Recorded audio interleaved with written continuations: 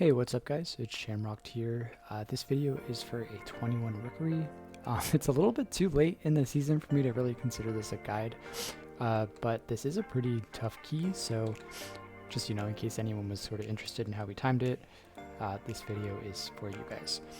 That being said, I will be treating it like a guide in the sense that I will be explaining what we do and what I personally do as a Resto Shaman to get through it. But yeah, other than that, this key was really tough for my team. We actually pretty much timed it about 2 weeks ago. We just had a really unlucky, we had a really unlucky series of events that happened on the last boss. We were basically at the last burn, plenty of time left, and then the way the curses went out and the way we had sort of set ourselves up with the stuff on the ground, it was just sort of like a tragic ending, and we had someone die, and we ended up being 3 seconds over.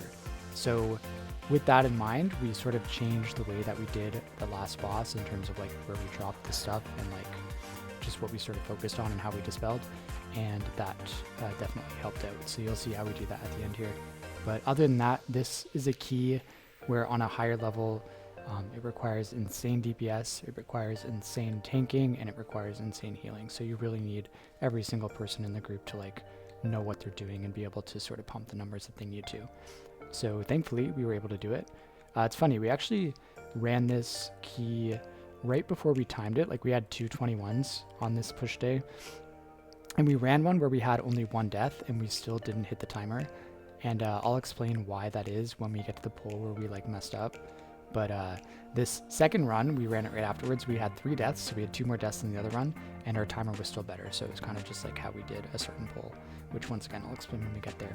But yeah, before that, before we get started into the actual guide, I'll just go over the important talents for this key. So first we have Purge. Make sure you take this. There are lots of enemies in the first area that need a Purge, and they're quite nasty to deal with if you aren't able to get this off. You also need a Curse Dispel, so improve Purify Spirit. There's lots of mobs in the second area that put a curse out, and especially on the higher key level, if you can't dispel that, it's just a lot of unnecessary damage, so make sure you take that. Other than that, there's not really anything here super special. I would advise taking Refreshing Waters, as you are going to need a lot of big single target heals on yourself throughout this key. I also suggest taking Earth Elemental. The 15% increased health is pretty big. And yeah, like I said, nothing else really worth talking about. Everything else is pretty standard. On the right side, this is once again the standard build. It's the build I use in pretty much all of my videos. The only difference is that usually I swap between Ancestral Awakening and Earthen Harmony and Therazane's Resilience, depending on the key and depending on like any big healing checks. So for instance, like Dark Flame, you'll probably run Ancestral Awakening because you need it for the Candle King boss. But for this dungeon, there's no like super hard HPS check. There's a lot of hard healing checks, but like not in the sense where like you need a ton of HPS. So Earthen Harmony and Therazane's Resilience is probably the way to go for this dungeon. The extra DR from Earthen Harmony is nice, and then not having to refresh your shields is also really nice. I will also say Burin of the Candle King, this trinket, is extremely nice for this dungeon. It's one of the best trinkets, I believe, this tier in general, but especially for Rookery and especially in the first and second areas, which I'll cover when we get there. And yeah, that's really all I want to talk about. I guess the only other thing I'll say is that I run Pulse Capacitor.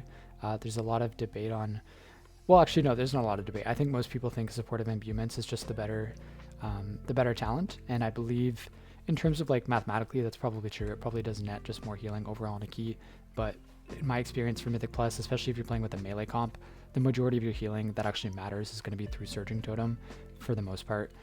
So having 25% extra healing is pretty nice, and then it also just synergizes well with Oversurge if you're playing that, which also synergizes well with Deeply Rooted Elements, which is also something that I would be playing here as well. So with all 3 of those talents, you're going to just have like really powerful Ascendance windows every time you proc, which is really nice. So sorry, I'm laughing. I don't know if you can hear, but my cat is like going nuts in the background. Anyways, with all that stuff out of the way, let's take a look at the actual dungeon itself. Okay, here we go. So, funny thing about this key is it's probably considered one of the easier ones in like the sort of like mid key level. But when you're looking at like the higher key levels, like 19, 20, and 21, and I don't know if it's been timed on a 22, but it would include that as well. You're looking at a key that has a very tight timer and very weird damage patterns. All right, so, and also like a lot of kick coordination, which I think is just what makes this really difficult, because all of those things on like mid-level keys don't really matter. You can sort of just heal through it. And even if your kicks are like okay, you're fine. But on those higher keys, any small mistake will kill you on these big pulls. So it's just something to be wary of. This first pull for our route, we don't lust. We lust the second pull, which is like a much bigger, scarier pull. This one we just like maintain a kick order. So we have first kicks, second kicks, and then we do a couple of stops until first kicks are back up, and we just sort of rotate through that. You'll also notice I activated the orb right away as soon as I could when I knew that there was like no kicks going off and we were safe.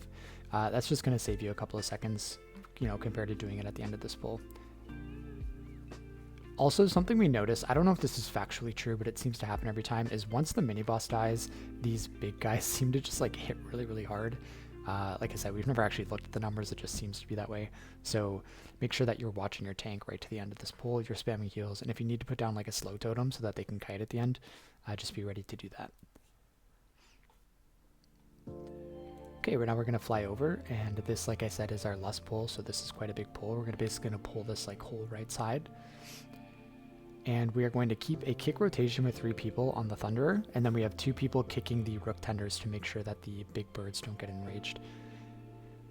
That being said, I believe we let one of the casts go off, either this pull or one of the other pulls. Yeah, right here. So we did let an enrage go off there. It just means that those big birds are going to be, their channel is just going to hurt a little bit more. So as long as you're ready for it, people should be ready to like use defensives and stuff, and you can sort of heal through it anyways, but... so for that first big AoE, we use AMZ, and then we also were in Lust, so that kind of just carries it. This is also a really nice pull to have Buren at the ready. So if somebody gets the big channel on them and they look like they're not going to be able to survive it, maybe they don't have a defensive or it's happening during the AoE, that is a really nice time to pop your Buren on them. For the second AoE, I use Spirit Link, and then you'll see I just used a Buren on Shatterwreck, our Demon Hunter there, because he was getting a little bit low. And then we're just going to finish off this pull. You shouldn't get more than 2 AoEs if you're lusting this pull. If you're not lusting, you probably will get a third, but... Alright, and then going into this next pull, we have, we assign 3 kicks to these Thunderer guys who cast the lightning bolts, and then 1 on the Rook Tender, which is me.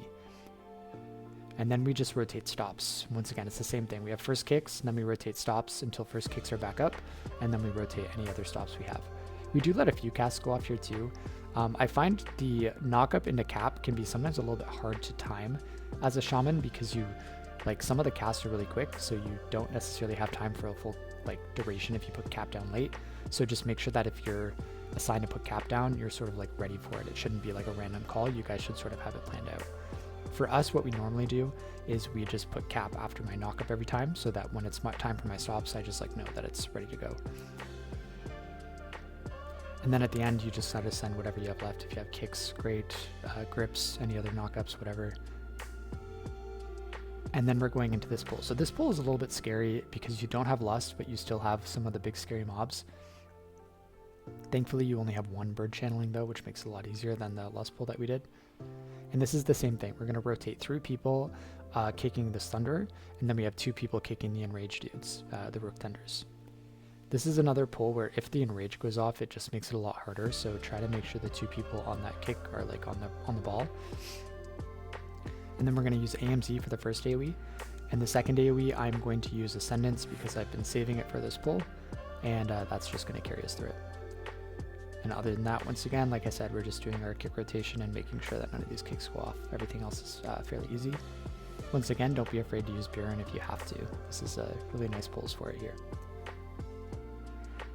Okay, second AoE here, I pop Ascendance, get the group going, and you can see the general cadence. Like, I don't know if you're new to this channel or if you've been watching any of my other guides, but in terms of Restoration Shaman healing for Totemic, you're really just using, you're being really smart about your motes, your earth motes and your water motes and your air motes, and you are just making sure that you're keeping Surging Totem on cooldown, and you're using your Healing Stream Totems very intelligently, especially like with keeping in mind the chain heal that they drop.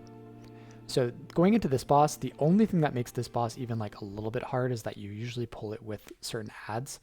I find that the 2 routes people normally do, you either do it like we're doing it, where you have this one pack with the 2 casters and you CC one of the casters until the first one dies and then you bring it in.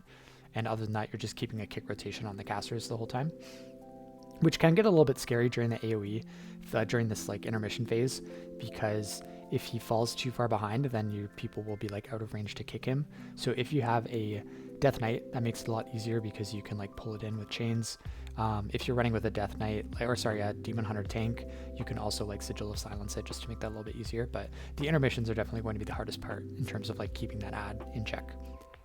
Then once he dies, the CC on the first ad is probably going to be running out, so you just have to be ready for that. That's actually where we mess up here. We miss a kick as the second ad runs in, and I believe it kills our Death Knight, which was just, if I remember correctly, it was just sort of like a miscommunication. So anyways, we just B-res and we refocus and get back in there. So once again, just a kick rotation on this guy, and then, you know, everything else is not so bad. The healing on this boss, we actually missed another kick there, but thankfully no one died. Anyways, the healing on this boss is really easy once you get the hang of it. I think the first time you do this boss, like the first couple of times you do this boss, it seems a little bit scary, but for Totemic, it's like super easy. And I'll explain what we do. So we're basically starting the fight from the beginning here, in the sense that like he's going to start doing his rotation from what he does at the beginning. So everybody's going to spread out for this like big circle mechanic, and you're going to throw out a chain heal, you know, like 0 to 5 seconds before that mechanic comes out, just to give the entire group Ancestral Vigor so that nobody gets one shot. Once the actual damage goes out, you're going to do a Healing Stream Totem, and that's how you're going to handle that mechanic pretty much every single time. So here we go again. You're going to see I put Vigor on the group, and then I just do my Healing Stream Totem afterwards. That's how you handle the in-between intermissions. Going into the actual intermissions, you have a few choices. So I have to have Ascendance for the next pull after this boss. So unless I'm popping Ascendance at the beginning, I am not using it throughout the rest of the fight because I need it. So that leaves Healing Tide Totem and Spirit Link to be using like sort of at any point through the boss, like, you know, towards the middle and end, because I don't need it for the pull afterwards, and I'll still have it when I need it for the lust pull, which is like much later. Other than that, for the intermission, you should be able to carry it with, if you have like Healing Stream Totems and maybe Totemic Recall, you can use those. You should be moving your Surging Totem, like your Healing Rain, in front of the group whenever you can so that people are running through it. And you should also be using those windows to get Downpour in the group as well when you can. If you need to, you can also pop Spirit Walker's Grace, and that will allow you to cast some like nice big juicy chain heals during the intermission. And if you need to, you can also pop Spirit Link during this intermission as well, and that's just going to top the group. I think I might use that here. We'll see. Because I see, like, notice how I don't have any Healing Stream Totems up? Yeah, so I didn't need to pop Spirit Link there. It's just to make my life easier so I don't waste mana and have to drink too much after this pull. Right, easy peasy, and then we just go in. So this boss is like so it's so boring in the sense that like it's just the same thing over and over again. It doesn't do anything too exciting, and it also just lives a long time because like the nature of the fight is like you're running for half of it, so it's a little bit hard to do some damage. Especially, I'm sure for range class, it's probably a lot easier for someone like us as a melee comp. The only thing we have to watch out for is just to make sure that we spread before those circles come out, but otherwise it's pretty easy. Right, but yep, just like clockwork, super easy boss. Try to heal people before you jump down, and if you're in comms, let the group know that they should like recoup if they get to the bottom and they don't have full HP.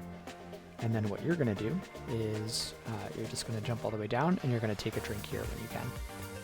Now for this fight, we have a 2-kick rotation. We have 2 people kicking on skull and square, first kick, second kicks, and then we do some AoE stops until first kicks are back up, and then you just sort of rotate.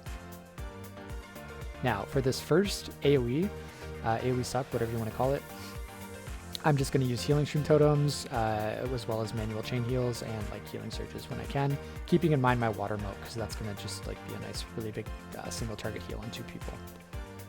Other than that, once again, just keeping your kick rotation. Make sure you're standing kind of close to the group in case your CC gets called, like your Thundershock and your Cap Totem. And then for this second AoE suck, I use Ascendance. The reason I use it on the second and not the first is the second is usually a little bit more chaotic. Your kicks might be out of order, the leapers might have been leaping, people might have curses on them, all this crap, and people might have less defensives as well compared to like going into the pull. So first AoE mechanic you should be able to just handle with your regular healing. Second one, you're going to use Ascendance, and it will be back up for the last pull when you need it. This next pull, the way we do this is we have the entire group stack on the left, and then whoever gets the Arcing Void just goes to the right. Or they line it behind one of these pillars here, which you might see towards the end of the pull. And then this is another fight. Thankfully, because there's only one caster, it's like a lot less crazy, a lot less sketchy. So you should be able to heal this entire pull without using any healing cooldowns. However, if you did have to use a healing cooldown, just use Healing Tide. Make sure you're saving Spirit Link Totem for the next like plus pull, the big pull. Right, so once again, as you can see, I'm just like rotating here between my Healing Stream Totems, my manual chain heals, my downpours, and my healing surges. Once again, keeping my moats in mind. If you can activate an Earth Moat right as you're going into the AoE mechanic, that just makes healing it a lot easier, obviously, because you're doing 15% more healing. But okay, he's going to die here, and then we're going to do the skip. We actually mess up the skip here. I believe our tank dies. We kind of thought we pulled, and then we realized none of us were in combat, but it just like by the time we realized that, it was sort of too late for our tank to live, as he took too many ticks of the AoE. Normally, he would be back over with us before that AoE even goes off. But yeah, so you can see we just like pulled a little bit early here, and I think it sort of spooked us. But thankfully, nobody else pulled. It was just our tank. If we had people pull here, it probably would have been like a wipe or just a GG go next. All right, so tank's going to die here. I'm just going to res. Then we're going to rebuff, and we're going to go right into this pull. This actually ended up kind of working out for our timing, because as you can see, we actually don't have Bloodlust up yet. We would have had to like wait 10 seconds anyways, so it's not a big deal. All right, we're rebuffing. I'm healing the tank up. And then we are lusting and going into this pull. So this is the same thing. You have two kicks to worry about here. So you're going to, put two people on the kicks. First kick, second kick, then AoE stops. And then you're going to get two AoEs here every time. So the way we handle this is the first set of double AoE, we use Ascendance, which is also carried by Lust, so you're doing a lot of healing. And you are also going to be using, or like we're going to be using an AMZ as well. So people who can stand in AMZ, and then whoever gets the Arcing Void, just run it out of the group and use a defensive. If you don't have a defensive, then you run behind a pillar and line it. We do find it's very important though, if you can tank an Arcing Void and live, you should do so. You shouldn't line every single one, because then you have that circle like bouncing around the whole time, and it just makes everyone's life a lot harder. So if you can tank the circle, you should do so. The second set of AoEs there, as you saw, we use Spirit Link and Darkness. And then should I need to, I also have Healing Tide in my back pocket here. However, I am doing my best to save it for the next boss, because as the nature of this pull is like a lot of damage, you kind of will be always going into the next boss with like not a lot in your arsenal, right? Like you probably will only have like one healing stream totem. You're not going to have Spirit Link, you're not going to have Ascendance, and you're likely not going to have Astral Shift as well. So I like to try and save Healing Tide going with this boss if I can. However, it's not always the case. You'll also see you have no like time to drink here, because you're kind of just chain pulling into this boss. So use a mana potion if you need to. I just popped one during that last AoE on the last pull. And then this boss, the way we handle it, so this boss is a lot easier if you have someone who can like negate the dot and get rid of it. So we have a Death Knight, so every so often they can AMS it. I believe other classes can also do it, like a rogue can probably cloak it, Pally can bubble it. Like there is other things that you can do with it.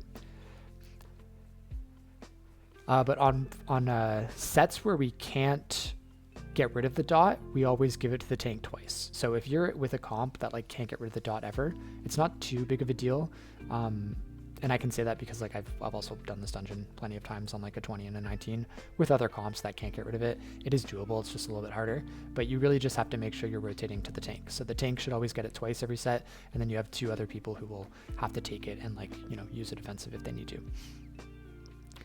Because you're usually pulling this boss with these leapers too, it's important for the group to sort of be aware of when they're leaping. If it's happening during the leap, like the boss leap, or if it's happening during the AoE, then you just sort of need to like put a cap totem down or like throw a thundershock, just whatever you can to stop those leaps during like the actual boss damage. Once those leapers die, the boss becomes quite a bit easier. This is where I'm going to pop Earth Elemental just to have 15% extra HP, because why not? And then we're just going to be doing this sort of dance. So the key things to worry about healing this fight for Resto Shaman is you definitely want to put Ancestral Vigor on the group as he's doing the leap, especially on these hierarchies. It can one-shot, especially if somebody is like not topped.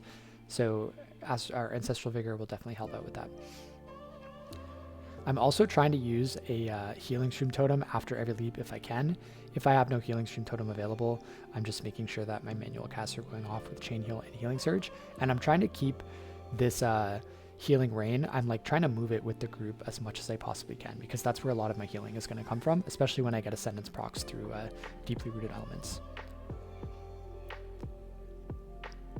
Your other cooldowns, so Healing Tide and Ascendance, as you can see, I've actually already used both, but you should just be using those during moments where you don't have healing stream totems up, or like you're feeling a little bit light. Maybe you've already gone through your moats and your surging totem is still like 10 seconds on cooldown or whatever. You don't necessarily need cooldowns to heal any of these sets. They're more for emergencies. So I actually sent Spirit Link there when I really shouldn't have. Like, everybody was pretty healthy. I don't really know what was going through my head in terms of sending that, because there is a moment that we're about to see. I'm actually about to die. And if I had saved Spirit Link for this really sketchy one, that probably would have been way better than where I sent it. But anyways, thankfully our Death Knight used AMZ on himself here, so he saved himself. And then I got clipped here. I don't know if you rewind that. It kind of looks like I was out of that. It's my own fault, though. I probably should have moved even further out, but I was focusing so hard on trying to save our Death Knight, who thankfully once again saved himself with AMZ, which is like a pro play, so kudos to him. But yeah, anyways, all of that was to say, like, if I had just saved Spirit Link for that, like, that would have been not even close. And I probably wouldn't have died, because I wouldn't have been like clipped by that thing. So yeah, if you can, save Spirit Link for like a sketchy moment.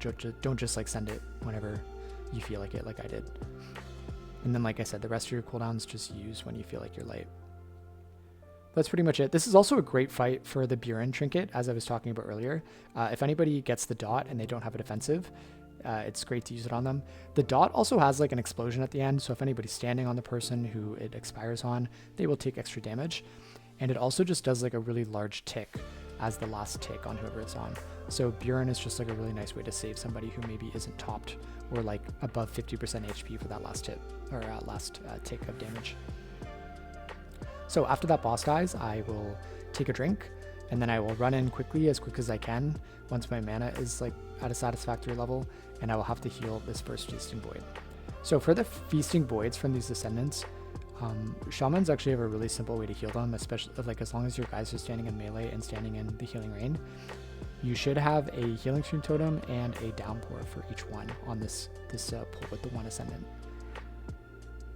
And that will actually clear the dot on everybody. So just a Healing Stream Totem and a Downpour, and that should clear your entire group, minus like maybe one or two people, but you just like throw a Riptide on. So here we go. Healing Stream Totem, Downpour, and it's already cleared off for everyone. I find like you could also just dispel someone, but I find that's almost like wasting a global, because then everybody else is going to take damage. It's more efficient to just like heal them off of people as fast as you can, especially because it only takes you like 2 or 3 globals. So for this skip, you just kind of line yourself up with the rim of that drop there, and then you just sort of like run against the side. You can just rewind and watch me do it. It's super easy. Just make sure you take a running jump at it and you jump, because if you just fall down, then you're not going to make it and you're just going to fall in the water. Okay, this pull is actually a little bit tricky. So we once again have 2 people on kicks. However, you can't CC these guys with like knockups or stun totems or anything like that. So inevitably, you probably will have like a couple of kicks go off. It's really just making sure that you heal people from that Feasting Void as fast as possible, so that nobody gets comboed by any like stray bolts.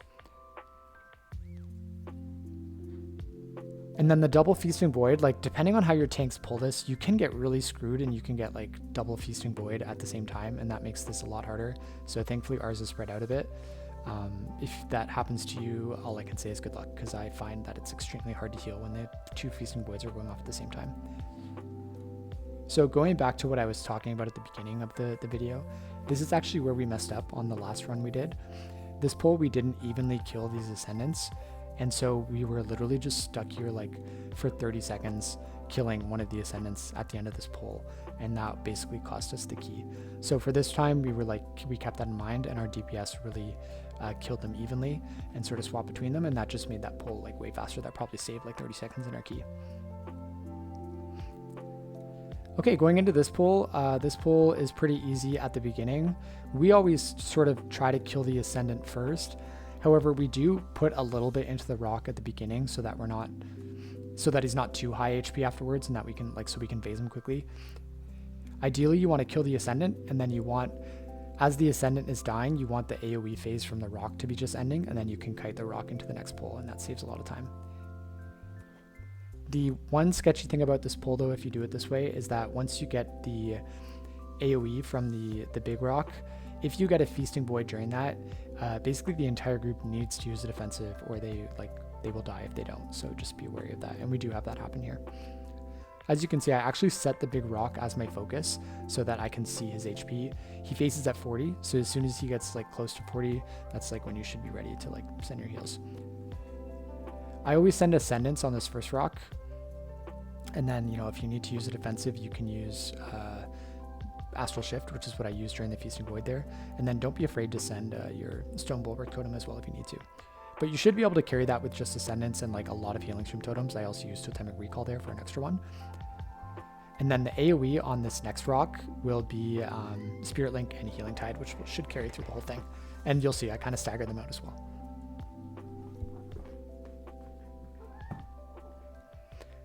All right, this pull isn't so bad. It's a little bit harder than the pull we just did, just because you get these leapers, and if they leap during the AoE phase that the rock does, it does hurt quite a bit, and it's very likely to kill somebody if they're not paying attention. So we find like sending any stops that we could during the rock AoE was pretty good. I actually don't think I sent any stops here. I was kind of nervous because like I knew we were close to timing this key, and I was really focusing on trying not to let anybody die. But like here would have been a really good spot to put down like Cap Totem if I was able to, or whatever.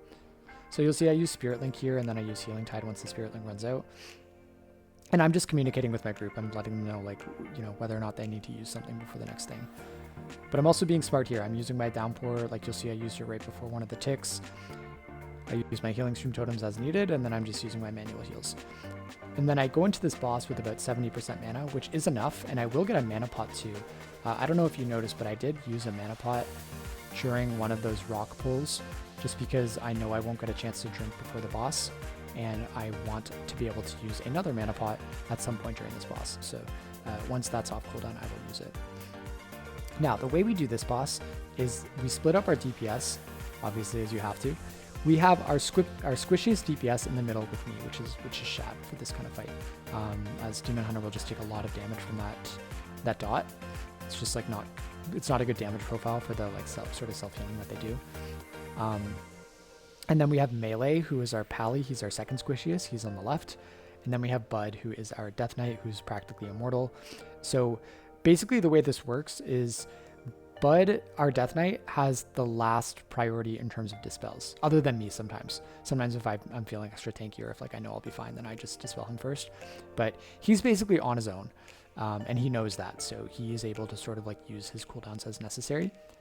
Then for Melee and Shad, who's like the most squishiest with me, he's normally my first priority dispel, and then Melee is my second. The only reason that would change is if like Melee's had to deal with the dot, like our Rep Pally, a bunch of times, and then like him and Shad get it, I'll just dispel him first.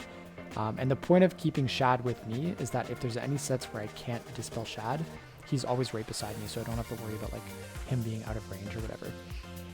The other important thing we learned during this fight, through several attempts of like messing it up, is Shad and I in the middle have to drop our pools far back every time we can. We can't get lazy and drop them in the corners like near the front of the boss, or like where we're standing. And the reason is not necessarily because it just like makes it harder to navigate and the pools are annoying, but if we drop them in the corners here, like up near those like corner platforms on the ring around the boss, we're cutting off my access to the DPS on the sides, so like Bud and Melee. And then I wouldn't be able to get to them in like emergencies, which is how we lost this key 2 weeks ago by 3 seconds, because I wasn't able to get to Bud because our corners were like just like full of the crap on the ground. So once we cleaned that up, that made this fight way easier in terms of like healing and being able to like access the entire group. It makes it so much easier, and like you can really call who you need to dispel, and you don't have to worry about like being cut off from them. This fight also helps if you can like communicate. A lot of communication is required. I am constantly calling out who I'm dispelling, every single time so that they know. And I usually give them like 3 to 5 seconds to run out. And then they're telling me when they're good for a dispel as well, especially like for Shad. You know, I would say dispelling Shad, and then he would jump out and say, you know, dispel now. And then that way, if you're communicating, the person who is left with the dot, they know that they're like on their own and they have to use defensives or whatever. I also communicate who I'm able to heal. So for instance, if I'm dispelling, like say if Melee and Bud got the dot there, I would dispel Melee, which I would call out, and then I would maybe tell Bud like, hey, I'm running over to you. I should be able to heal you in a minute. You're fine. Or like the opposite I might be telling him like, hey, I can't heal you. You're on your own. And then he would need to like figure it out. So really, like I said, this fight is a lot of communication and it really helps. From a DPS side, we also hold our DPS a lot. Like this is a fight where you want to wait, obviously, for your cooldowns to come up during your burn phases. And in terms of a lust timing, it's really going to depend on your group. So we always lust on the third burn because we're really trying hard to get him down into 20% as we have execute classes. So once he is at 20% or lower, he's going to be taking much more damage from us. And that's just really going to help with like us timing our last burn. But then yeah, once again, as you can see, we're just playing this smart. Like that time Bud and myself had the dispel. Bud is usually last priority, but he was low HP. I saw that I was like healthy and I had cooldowns up. And so I just ran over and dispelled him and then I kept it. Another nice thing for this fight is Buren, obviously. So if anybody gets stuck with the dot and then they get the slam, which is like the null, whatever, the null upheaval, that's a great point to like throw Buren on the person with the dot, and then they can just, you know, eat that slam with the shield that you put on them while they have the dot, and you don't have to worry about them dying.